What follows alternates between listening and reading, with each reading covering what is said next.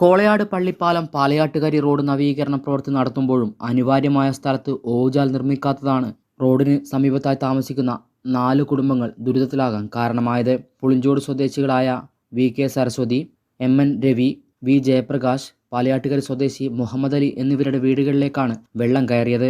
പുളിഞ്ചോട് സ്വദേശി കരോത്ത് വത്സലയുടെ കൃഷിയിടത്തിലും ചെളി നിറഞ്ഞ നിലയിലാണ്.